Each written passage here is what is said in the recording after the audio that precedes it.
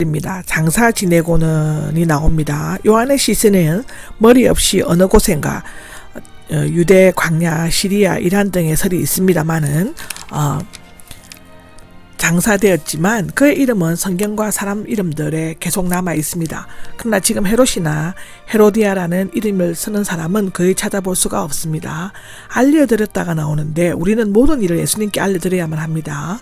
그에게는 위로와 힘이 있고 도움과 해석이 있습니다. 누가복음 24장 26절에 나오죠. 성공뿐만 아니라 실패도 다 알려드려야 한다고 합니다. 그래야 격려가 있고 지혜와 소망이 있다고 성경은 기록하고 있습니다.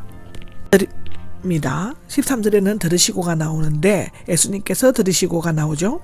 이 말은 예수님께서 요한이 죽임을 당했다는 소식을 들으신 것이 아니라 헤롯이 예수님에 대해 세례 요한이 죽은 자 가운데서 일으켜진 것이다 라고 말한 것을 들으셨다는 것입니다. 왜냐하면 3절에서 12절 사건은 지나간 일에 대해 보충하는 설명으로 삽입된 것에 지나지 않았기 때문이라고 합니다.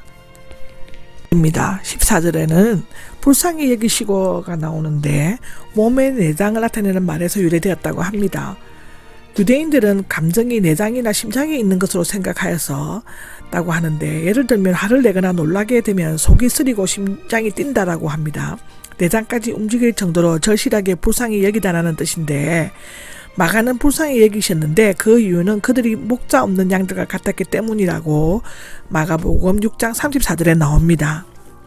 목자 없는 양들을 바라보면서 애들에게 느끼는 심정으로 그들을 불쌍히 여기셨다는 것인데 이렇게 애들한 심정이 없으면 전도도 선교도 목회도 불가능하다고 마태복음 9장 35절에는 기록하고 있습니다. 그를 보면 외딴 곳이 나옵니다. 사막 광야 한적한 곳의 뜻이며 사막지대는 아니고 갈릴리 바다 북동쪽에 있는 베세다 근처 즉 가버나움 반대편이었을 것으로 누가복음 9장 10절에는 기록하고 있습니다. 그곳에서는 이미 많은 무리가 거거나 배를 타고 와서 기다리고 있었는데 예수님은 이미 요한이 죽임이 당한 것을 알고 계셨고 이제는 헤롯과의 충동을 피하기 위해 그의 가나의 지역을 벗어나 혼자 외딴 곳으로 물러가셨다라고 마태복음 4장 12절에는 기록하고 있습니다. 거기에서 전도 여행으로부터 돌아온 제자들은 전도 여행을 보고 받고 휴식을 취하시면서 훈련을 시키려고 하셨다고 마가복음 6장 30절에서 31절에 기록하고 있습니다.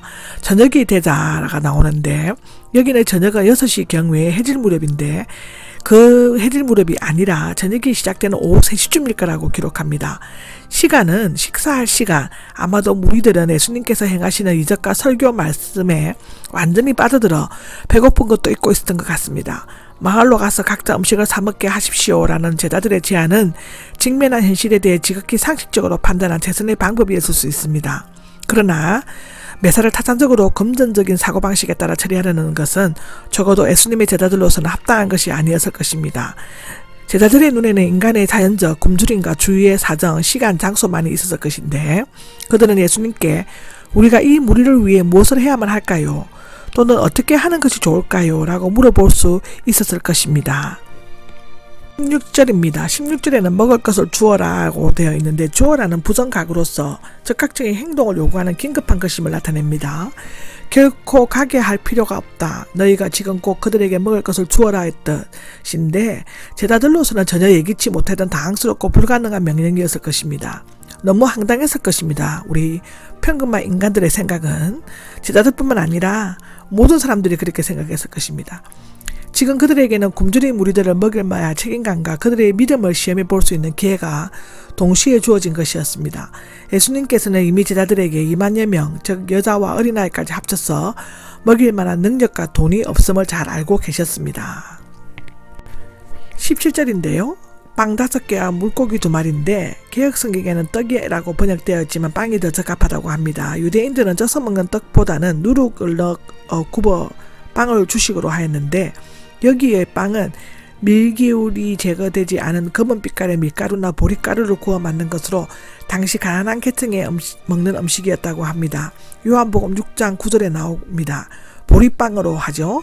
물고기는 갈릴리 호수에서 나는 작은 정어리 비슷한 종류의 것으로 추정되어진다고 합니다. 어린아이가 가져온 것을 보면 빵 5개와 물고기 2마리는 어린아이가 한 끼 정도 먹을 수 있는 작은 분량의 음식이었던 것 같습니다.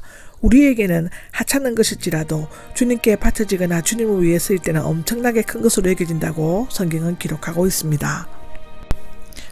마태복음 14장 18절입니다. 이리로 가져오라고 나와 있는데요. 제자들이 아무것도 할 수 없다고 생각하고 있을 때 그것들을 가져오라는 예수님의 확신에 찬 말씀은 먹을 것을 주라는 것 이상으로 도전적이고도 충격적인 명령이 아닐 수 없었습니다. 한편 늘 탐욕적인 것만을 생각하는 가룟 유다는 혼자 잡수시려고 하는가 하고 중얼거릴 수도 있습니다.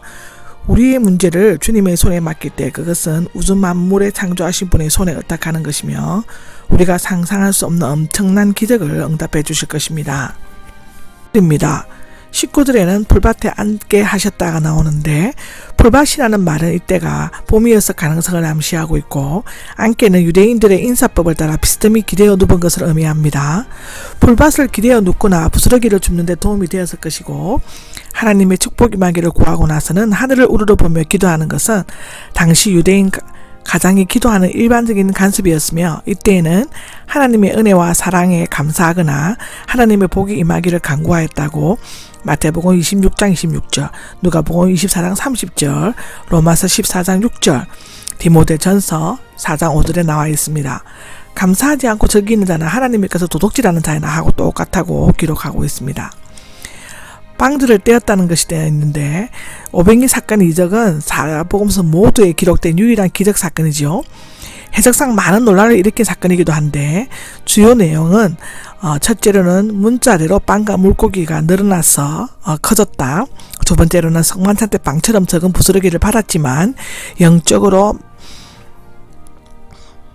만족하며 집으로 돌아갔다. 세 번째는 사람들은 모두 자기 식사를 가져갔으나 먹을 시간이 없었고 예수님이 어린 아이들 것을 가지고 축복 기도를 하시자 모두를 꺼내어 배부르게 먹었다라는 뜻일 수도 있고 하나님 나라의 잔치 예표이기도 하다고 마태복음 22장 누가복음 14장에 기록하고 있습니다.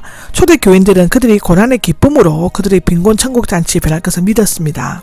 물론 6번째 나오는 병행기사 중 빵이 늘어났다는 언급은 없습니다. 그러나 엘리야나 엘리사의 기사에는 이 이적의 예표를 찾아볼 수 있습니다. 중요한 것은 방법이 아니라 사실 그 자체인데요. 아이가 어떤 방법을 거쳐서 태어나는가가 아니라 아이가 태어났다는 그 사실 자체가 중요한 것입니다. 만일 앞에 방법으로 이루어졌다면 이 사건은 결코 이적이라고 할 수 없죠. 성경에 나오는 이적 기사에 그것이 어떤 과정을 거쳐 이루어졌다는 설명하는 곳은 단 한 군데도 없습니다. 천동설이냐 지동설이냐를 두고 논쟁을 벌일 때에도 여전히 지구는 돌아가고 있었죠. 원문 비평가나 자유신학자들이 이적을 부인한다고 해서 엄연한 사실이 허구가 될 수는 없습니다. 그리고 무리들은 눈가림에서 속인다는 것은 사실상 불가능합니다. 우주 만물을 말씀하신 한마디로 창조하신 하나님이 엘리야나 엘리사와 비교될 수 없는 하나님의 아들이 500예로 2만여 명을 먹였다는 것은 그리 놀라운 일이 아닌데 너무도 자연스럽고 당연한 일이 아닐 수가 없습니다. 하나님께서 능치 못할 일이 없다고 누가복음 1장 30절에 나오죠. 생명의 빵이신 예수님은 십자가 위에서 자신의 몸을 찢어 믿는 우리 모두에게 나누어 주어 영원한 생명을 얻게 하셨다라고 요한복음 6장 26절 27절에 나옵니다. 여기에서 나누어 주었다가 나오는데 제자들은 기적을 공동으로 창조한 자들이 아니라 이적을 나눈 자에 지나지 않습니다. 주님께서는 오늘도 제자들의 손을 거쳐 일하시며 제자들의 입을 통해 말씀하시는데 제자들은 주님 없이 주님의 제자 없이 일하시거나 말씀하시지 않으십니다. 물론 500년 없이도 주님은 이적을 이룰 수 있었지만 내가 가진 그대로 된 그 모습대로 가지고 오라. 내가 그것으로 크게 쓰겠다라고 말씀하셨습니다. 예수님의 손이 닿을 때 기적이 일어나고 위대한 역사가 나타난다고 성경은 기록하고 있습니다.